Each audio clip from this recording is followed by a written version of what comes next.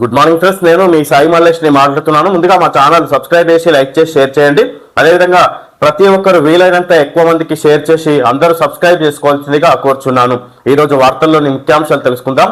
ఆంధ్రజ్యోతి దినపత్రిక 48 గంటల్లోపు అదనపు ఛార్జీలు ఉండవు, విమాన టికెట్ల మార్పు రద్దుకు అవకాశం, పేరులో సవరణలను 24 గంటల్లో ఉచితంగా మార్చుకోవచ్చు, రిఫండ్ నిబంధనల్లో డీజీసీఏ మార్పులు.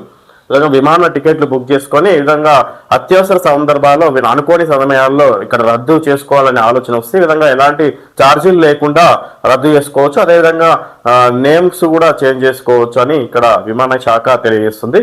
ఈ విధంగా ప్రయాణికులకు వెసులుబాటు కల్పించినట్టుగా చూడవచ్చు. ఇంకేం కావాలి, మూడు ముళ్ళ బంధంతో ఒక్కటైన విజయ్ దేవరకొండ రష్మిక మందన. ఉదయ్పూర్ లో అంగరంగ వైభవంగా వివాహ వేడుక, తెలుగు కొడవ సాంప్రదాయంలో ఘనంగా పెళ్లి. వివాహ వేడుక ఫోటోలను సోషల్ మీడియాలో పోస్ట్ చేసిన కొత్త జంట, అభిమానులు ప్రముఖుల నుంచి శుభాకాంక్షలు వెల్లువ. సినీ నటులు విజయ్ దేవరకొండ రష్మిక మందన పెళ్లి మూడు ముళ్ళ బంధంతో ఒక్కటైనట్టుగా చూడవచ్చు. ఈ విధంగా గీతా గోవిందం సినిమాతో కలిసిన ఇద్దరు ఈ విధంగా ఇటు ఒక 2, 3, 4, 5 సినిమాల వరకు తీసినట్టు ఈ విధంగా తర్వాత ఈ విధంగా ప్రేమించి పెళ్లి చేసుకున్నట్టుగా చూడవచ్చు. ఈ సందర్భంగా గెలిచి నిలిచారు. T20 వరల్డ్ కప్ సూపర్ 8లో జింబాబ్వేపై భారత్ ఘన విజయం. చెలరేగిన అభిషేక్, హార్దిక్ పాండ్యా, కిషన్, సూర్య, తిలక్ వర్మ, ధనాధన్ ఇన్నింగ్స్. హర్షదీప్ సింగ్ కు 3 వికెట్లు, 72 పరుగుల తేడాతో గెలిచిన సూర్యసేన. ప్లేయర్ ఆఫ్ ద మ్యాచ్ గా హార్దిక్ పాండ్యా. సెమీఫైనల్ ఆశలు సజీవం. జింబాబ్వేతో మ్యాచ్ లో పరుగులు తీస్తున్న తిలక్ వర్మ, హార్దిక్ పాండ్యా. ఆల్రౌండర్ ఇక్కడ మ్యాచ్ గెలిపించినట్టుగా ఇక్కడ చూడొచ్చు. గెలిచి నిలిచారు. T20 వరల్డ్ కప్ సూపర్ 8లో జింబాబ్వేపై భారత్ ఘన విజయం. విధంగా సూర్య, అటు అభిషేక్, హార్దిక్ పాండ్యా, కిషన్, సూర్య, తిలక్ వర్మ, ధనాధన్ ఇన్నింగ్స్. హర్షదీప్ సింగ్ కు 3 వికెట్లు. ఈ విధంగా భారత్ జింబాబ్వేపై విజయం సాధించినట్టుగా చూడొచ్చు. క్రికెట్లు 100 పబ్లిక్ స్కూళ్లు రాష్ట్ర వ్యాప్తంగా 100 నియోజకవర్గాల్లో ఈ ఏడాదే ప్రారంభించాలి. క్యూర్లో సకల సౌకర్యాలతో సర్కారీ బడులు ఏడాదిలో పూర్తి కావాలి. ఏఐపై టీచర్లు, లెక్చరర్లకు స్వల్పకాలిక శిక్షణ. విద్యాశాఖ సమీక్షలో సీఎం. త్వరలో హార్వర్డ్ యూనివర్సిటీతో ఎంసీహెచ్ఆర్డి ఒప్పందం. గిట్టని వారు న్యాయస్థానాలకు వెళ్లి గ్రూప్ 1 ను ఆపాలనుకున్నారు. ప్రభుత్వ అధికారులు విలువలు, బాధ్యతలు విస్మరించొద్దు. నేనే మీకు ఐఏఎస్, ఐపీఎస్ పదోన్నతుల పత్రాలు ఇస్తా. గ్రూప్ 1, 2 అధికారుల శిక్షణ ముగింపు కార్యక్రమంలో సీఎం రేవంత్ రెడ్డి. సీఎం కు నివేదికను అందజేస్తున్న విద్యా కమిషన్ చైర్మన్ మురళి.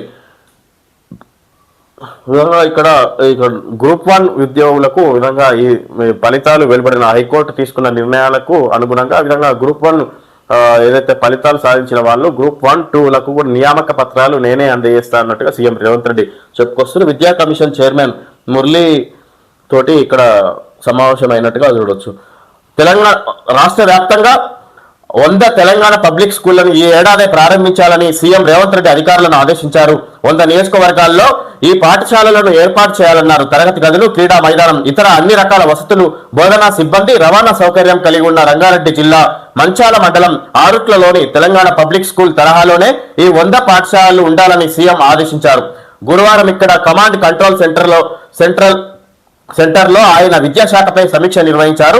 అనంతరం గ్రూప్ 1, 2 నూతన అధికారుల శిక్షణ ముగింపు కార్యక్రమంలోనూ పాల్గొన్నారు. సమీక్షలో సీఎం మాట్లాడుతూ రాష్ట్రంలోని ప్రభుత్వ పాఠశాలలను నాణ్యమైన విద్యకు చిరునామాగా తీర్చిదిద్దాలన్నారు. ఇందుకు ఎంత వ్యయమైనా వెనుకాడేది లేదని స్పష్టం చేశారు.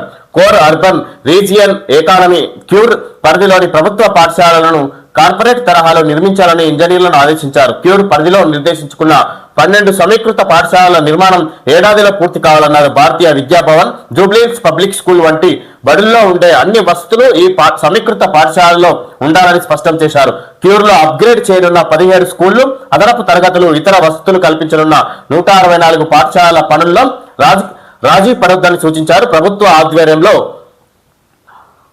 విద్యా కమిషన్ చైర్మన్ మురళితో సమావేశారు. విధంగా విద్యా వ్యవస్థలో ఏదైతే ఇక్కడ ఆరుట్లలో ఇక్కడ స్కూల్ భవనాన్ని నూతనంగా నిర్మించారో అదే తరహాలో ఇతర పాఠశాలలో నిర్మాణాలు చేపట్టాలి. ఇతర గ్రామాల్లో ప్రభుత్వ పాఠశాలను నిర్మించాలన్నట్టుగా అదే కోవలో ఉండాలన్నట్టు చెప్పుకొస్తారు సీఎం రేవంత్ రెడ్డి. విధంగా ఇక్కడ స్కూల్ తరగతులను ఇక్కడ గ్రూప్ 1, 2 ఉద్యోగ నియామక శిక్షణ తరగతులు ముగింపు సందర్భంగా సమావేశంలో పాల్గొని సీఎం రేవంత్ రెడ్డి మాట్లాడారు. ఈ విధంగా ఇక్కడ నిజాయితీతో పనిచేయాలన్నట్టుగా చెప్పుకొస్తారు. వీళ్లకు ప్రైవేట్లో ఫీజులపై ప్రత్యేక వ్యవస్థ, తల్లిదండ్రులపై భారం పడకుండా ప్రత్యేక చర్యలు. అధికారులకు ముఖ్యమంత్రి రేవంత్ రెడ్డి ఆదేశాలు.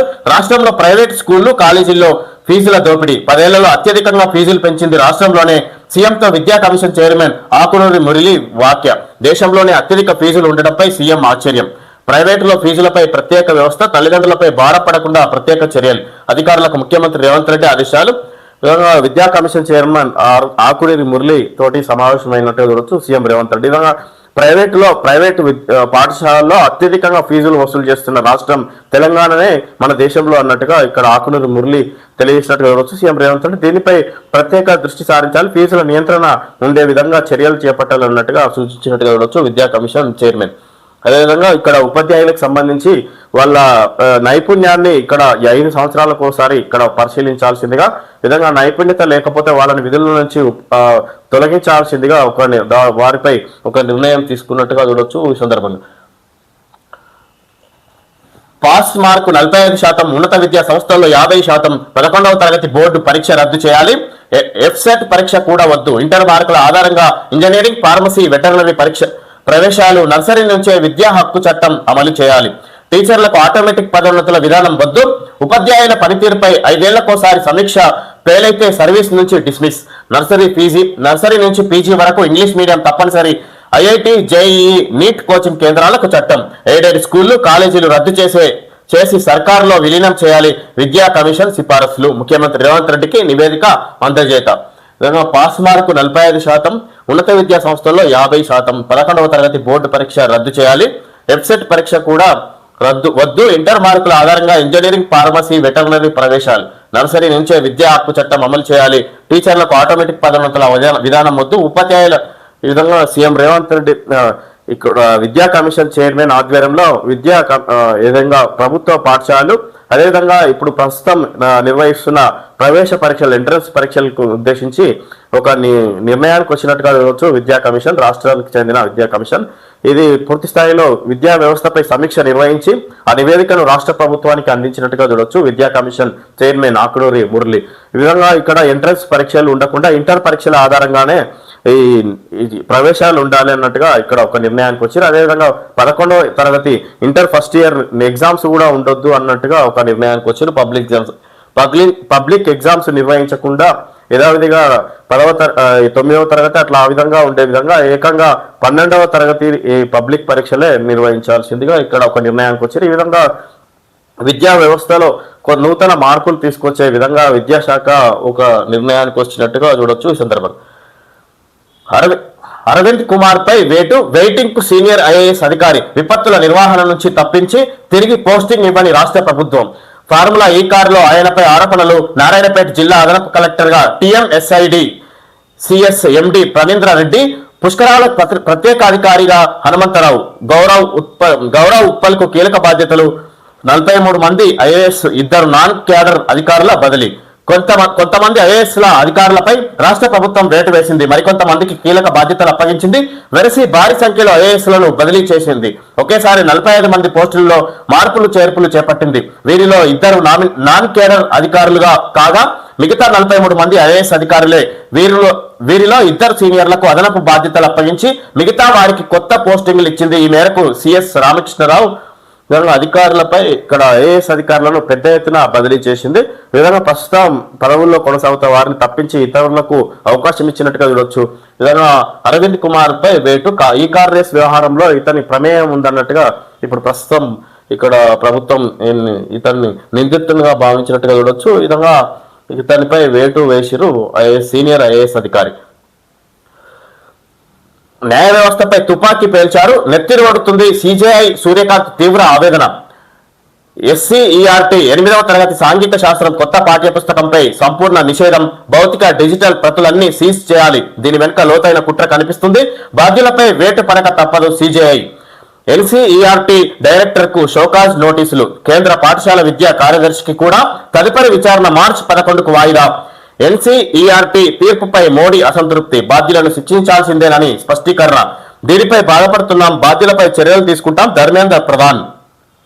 ఇలాగా న్యాయ వ్యవస్థపై తుపాకీ కాల్చారని మాట్లాడుతారు. సుప్రీంకోర్టుకు సంబంధించి న్యాయస్థానం స్పందించినట్టుగా చూడవచ్చు. ఈ సందర్భంగా ఏదైతే 8వ తరగతి సాంఘిక శాస్త్రం పాఠ్య పుస్తకంలో న్యాయ వ్యవస్థను ఉద్దేశించి విధంగా న్యాయ వ్యవస్థ డబ్బుకు లొంగిపోయి పనిచేస్తున్నది అన్నట్టుగా అక్కడ చూపించడం జరిగింది.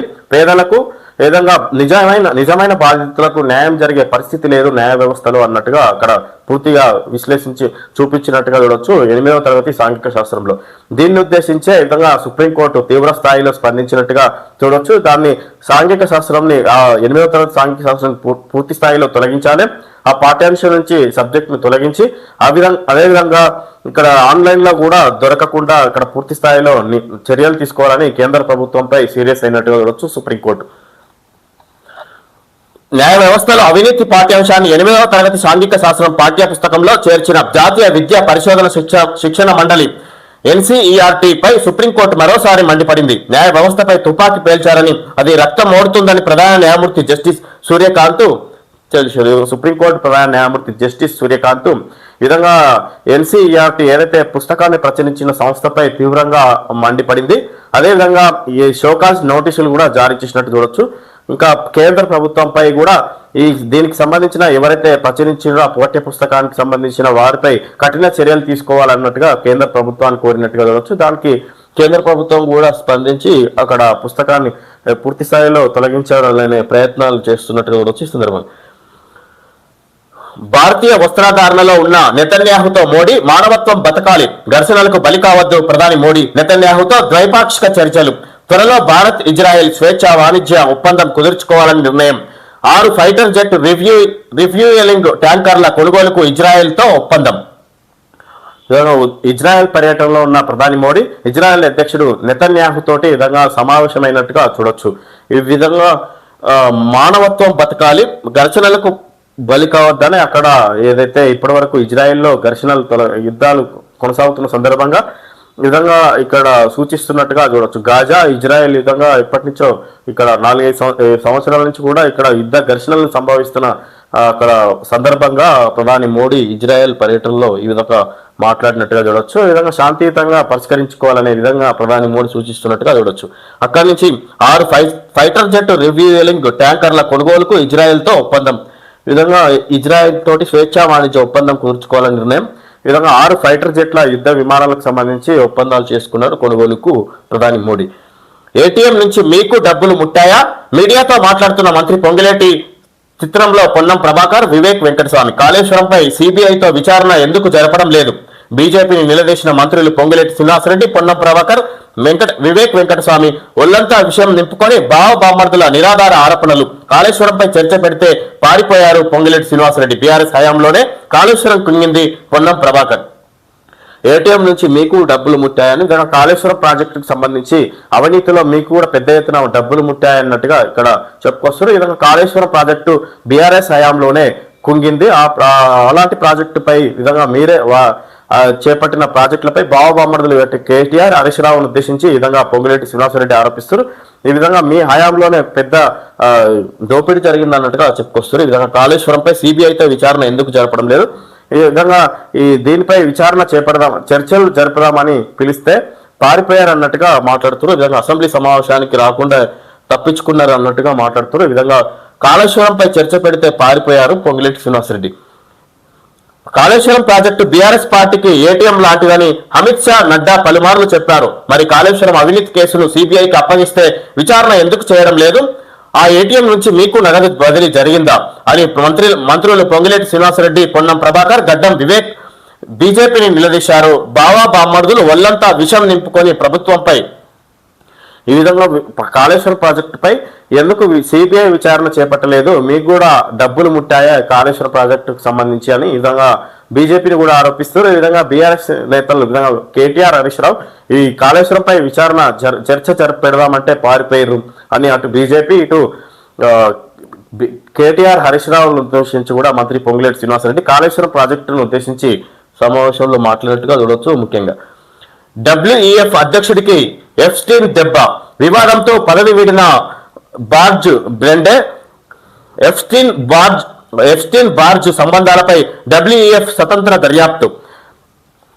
ఎఫ్స్టీన్ ఫైల్స్ లో తన పేరును బయటికి రావడంతో ప్రపంచ ఆర్థిక సమాఖ్య WEF అధ్యక్షుడు CEO బార్జ్ బ్రెండే పదవి నుంచి వైదొలిగారు. హై ప్రొఫైల్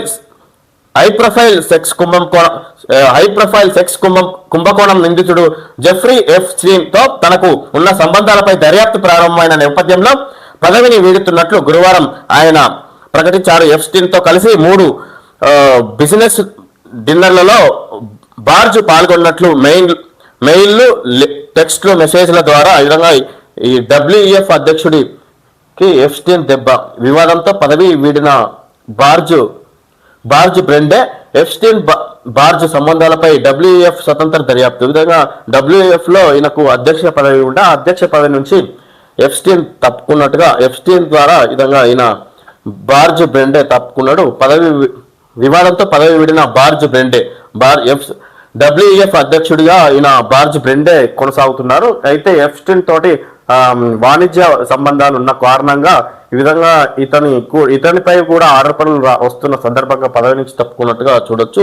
వివిధ రకాల కుంభకోణాలకు సంబంధించి వివాదాలు తలెత్తుతున్న సందర్భంగా ఇవి పదవి నుంచి తప్పుకున్నట్టుగా చూడొచ్చు. ఈ సందర్భంగా సెన్సార్ బోర్డు బుర్రపెట్టి సినిమా చూసినట్టు లేదు, తన నిబంధనలను తానే స్వయంగా ఉల్లంఘించింది. కేరళ స్టోరీ 2కి సెన్సార్ సర్టిఫికేట్ జారీపై కేరళ హైకోర్టు ఆగ్రహం. విడుదలపై 2 వారాల స్టే, కేంద్రం నిర్ణయం తీసుకోవాలని ఆదేశాలు. రాష్ట్రం మత సామరస్యంతో ఉంది, చిచ్చు పెట్టదని హితవు. కేరళ 2 స్టోరీ సెన్సార్ బోర్డు బుర్రపెట్టి సినిమా చూసినట్టు లేదు. సెన్సార్ బోర్డు దీన్ని తిరస్కరించింది, రిలీజ్కు అనుమతి ఇవ్వలేదు అని చూడొచ్చు. తన నిబంధనలను తానే స్వయంగా ఉల్లంఘించింది. కేరళ స్టోరీ 2కి సెన్సార్ సర్టిఫికేట్ జారీపై కేరళ హైకోర్టు ఆగ్రహం. విడుదలపై 2 వారాల స్టే, కేంద్రం నిర్ణయం తీసుకోవాలని ఆదేశాలు. కేంద్ర ప్రభుత్వం అడ్డుకున్నట్టుగా చూడొచ్చు. దానికి సంబంధించి కేరళ హైకోర్టు ఆగ్రహం వ్యక్తం చేసింది.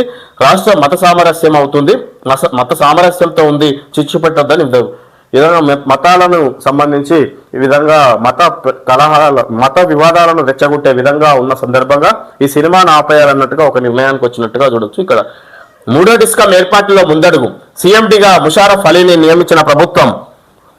త్వరలోనే డిస్కమ్ లైసెన్స్ కోసం దరఖాస్తు చేసే అవకాశం. 3వ డిస్కమ్ ఏర్పాట్ల ముందడుగు, సీఎండీగా ముషారఫ్ అలీని నియమించిన ప్రభుత్వం త్వరలోనే డిస్కమ్ లైసెన్స్ కోసం దరఖాస్తు చేసే అవకాశం. ఇలాగా విద్యుత్ శాఖకు సంబంధించిన సీఎండీగా ముషారఫ్ అలీని నియమించిన ప్రభుత్వం 3వ డిస్కమ్ ఏర్పాట్లో ముందడుగు, త్వరలో డిస్కమ్ లైసెన్స్ కోసం దరఖాస్తు చేసే అవకాశం. ఈ డిస్కమ్ లైసెన్స్ కోసం దరఖాస్తు చేసే అవకాశం ఉంది రాష్ట్ర ప్రభుత్వం. విద్యుత్ శాఖకు సంబంధించిన సీఎండీగా ముషారఫ్ అలీని నియమించిన ప్రభుత్వం. లొంగిపోతానన్నాడని కొట్టి చంపారు, సహచరుల్ని చంపి పూడ్చిపెట్టిన మావోయిస్టులు. లొంగిపోయిన వారిచ్చిన సమాచారంతో మృతదేహం వెలికితీత. ఒడిశా కంధమాల్ జిల్లా ఎస్పీ వెల్లడి. ఛత్తీస్గఢ్ లో ఎన్కౌంటర్, 2 మావోయిస్టుల మృతి, భారీ డంపు స్వాధీనం. AK-47తో లొంగిపోయిన మహిళా మావోయిస్టు, హత్యకు గురైన అన్వేష్. విధంగా మావోయిస్టులు పూర్తి స్థాయిలో లొంగిపోతున్నారు. కేంద్రం ఒక కఠిన నిర్ణయం తీసుకోవడంతో ఇక్కడ కేంద్ర బలగాలు కూడా పెద్ద ఎత్తున కూంబింగ్ నిర్వహిస్తున్నారు. ఇక్కడ ఎదురుకాల్పుల్లో మావోయిస్టులే హతమవుతున్న సందర్భంగా మావోయిస్టులు పెద్ద ఎత్తున లొంగిపోతున్నారు. ఈ సందర్భంగా మావోయిస్టుల సహచరుడు లొంగిపోతానని చెప్పిన దానికి అతన్ని కొట్టి చంపి పూడ్చిపెట్టిరు. వాళ్ళతో ఉన్న కొంతమంది లొంగిపోయి అది ఇక్కడ రాష్ట్ర ప్రభుత్వ అధికారులకు, ఉన్నతాధికారులకు, పోలీసు ఉన్నతాధికారులకు తెలియజేయడంతో వారిని లొంగిపోయిన వారితోటే అతని మృతదేహాన్ని వెలికి తీసినట్టుగా చూడొచ్చు. ఇక్కడ హత్యకు గురైన అన్వేష్ ఇక్కడ మావోయిస్టు అతన్ని కొట్టి చంపినట్టుగా చూడొచ్చు సహచరులు మావోయిస్టులు. ఈ విధంగా మావోయిస్టులు అంటే ఒక పేదల పక్షాన కొట్లాడే మావోయిస్టులు, ఇలాంటి వారు ఈ విధంగా ఈ చర్యలు తీసుకోవడం ఇక్కడ చూడొచ్చు. ఇక్కడ ఎట్టకేల కేంద్ర ప్రభుత్వం పూర్తి స్థాయిలో ఇక్కడ ముగింపు పలకాలనే నిర్ణయంతో ఉన్నది ఇక్కడ మావోయిస్ట్ పార్టీకి సంబంధించి. ప్లాస్టో 10 years గ్యారంటీ ఇక్కడ. ఓకే ఫ్రెండ్స్, ఈరోజు వార్తల్లోని ముఖ్యాంశాలు తెలుసుకోవడం జరిగింది. Thank you friends.